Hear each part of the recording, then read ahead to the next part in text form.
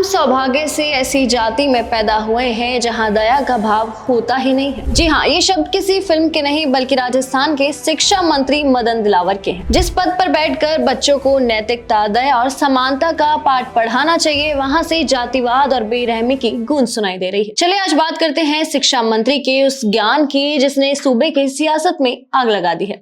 तो नमस्कार, मेरा नाम है मनस्विनी और आप देख रहे हैं भारत अफ्तार। डॉक्यूमेंट वेरिफिकेशन में गड़बड़ी को लेकर जब एक पत्रकार ने शिक्षा मंत्री से सवाल पूछा तो जवाब में समाधान होना चाहिए था, लेकिन मंत्री जी ने तो अपनी जात के निर्दयी होने का गौरवगान करने लगे। हम किसी को छोड़ेंगे नहीं, हमारे यहाँ छूटता नहीं कोई, हम दया का भाव नहीं है।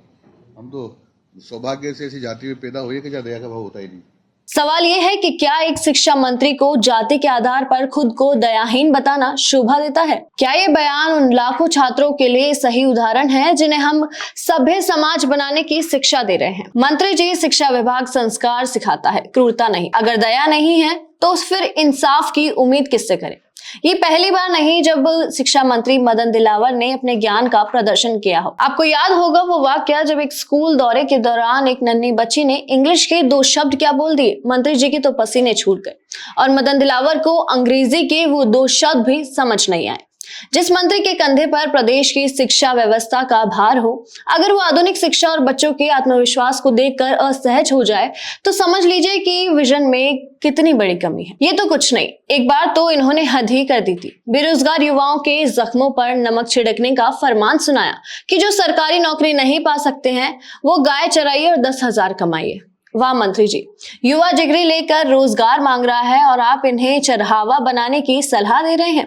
क्या शिक्षा मंत्री का काम सिर्फ गाय चराने की सलाह देना है या युवाओं के लिए अवसर पैदा करना? मदन दिलावर के बयानों की और विवादों की लिस्ट काफी लंबी है, लेकिन हालिया जातिवादी और दयाहीन बयानों ने साबित कर दिया है कि उन्हें पद की गरिमा से ज्यादा अपनी विवादित छवि प्यारी है। एक तरफ आप कहते हैं कि आप में दया का भाव नहीं है, दूसरी तरफ आप युवाओं को करियर की जगह गाय चराने भेज रहे हैं। क्या राजस्थान की शिक्षा व्यवस्था ऐसे हाथों में सुरक्षित है जो खुलेआम जातिवाद फैला रहे हैं और संवेदनहीनता का जश्न बना रहे हैं? शिक्षा मंत्री का पद काफी बड़ा होता है, लेकिन सोच जो है वो उससे भी बड़ी होनी चाहिए।